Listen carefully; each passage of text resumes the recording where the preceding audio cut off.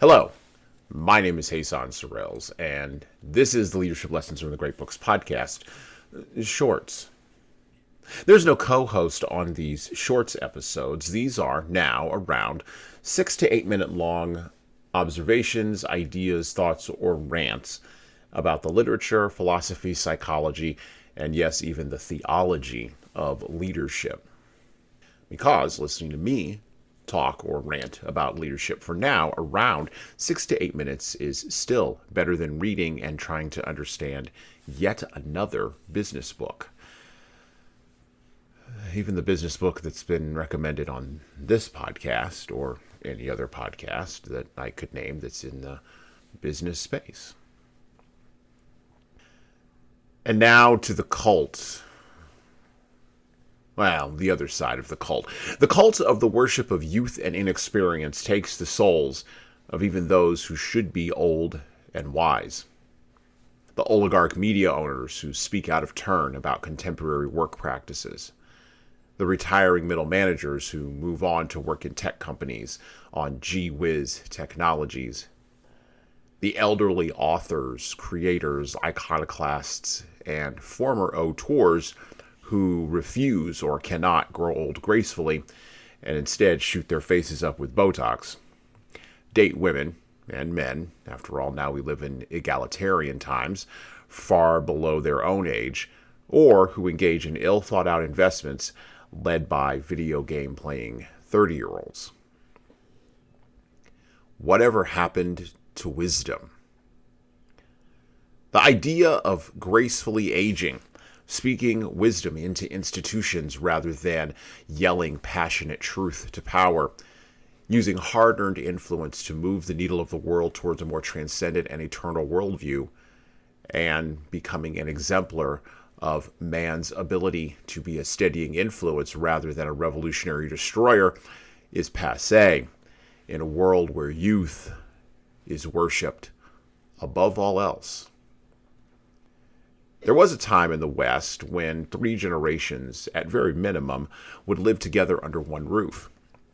However, as prosperity, technology, and of course physical space in houses increased, the attention to the past and its lessons, exemplified in the presence of the elderly, decreased.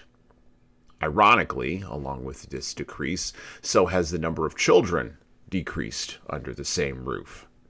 And now, in the West, the whispers of calls for euthanasia of the elderly at mass have started. When the hubris of man rises to the level of believing that he alone holds the power of life and death from cradle to grave, well, the destruction of man is no longer at the door. Nemesis is now taking up residence in the house of man and is preparing to kick over all the furniture. But enough of the philosophical. What about the practical considerations for leaders in a day and age where the rebellion against the wisdom of age and experience is almost complete? I've been making this practical suggestion to training clients for the last few years, and it bears repeating right now. Before your experienced people retire and take with them the knowledge and wisdom locked in their heads, have them document, have them write down, have them record all the tips, tricks, hacks, and of course the whys that their younger and cheaper replacements can't find out about on Google and can't cobble together from the hack of using large language models. Wisdom you can't get from Google is what lies in their heads and in their hearts.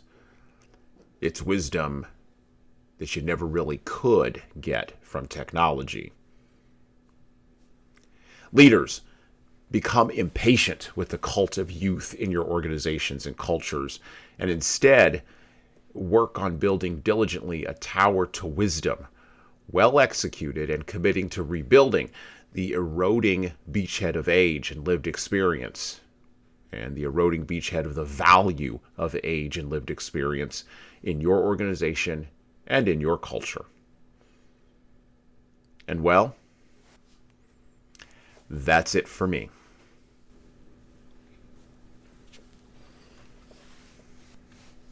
Listen and subscribe to the Leadership Lessons from the Great Books podcast on all the major podcast players that you listen to podcasts on, including iTunes, Stitcher, Google Podcasts, and even Spotify.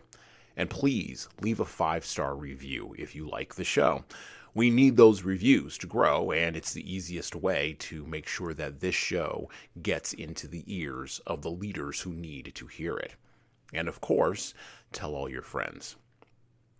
If you want to get started on the leadership path, HSCT Publishing's products and services can help your team do that. Check out our training webinars, coaching services, and more at leadershiptoolbox.us.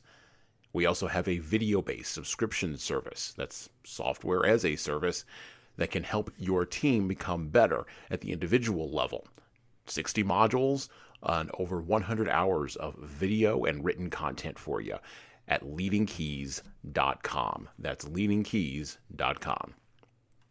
We've also got books that will help you and your team grow.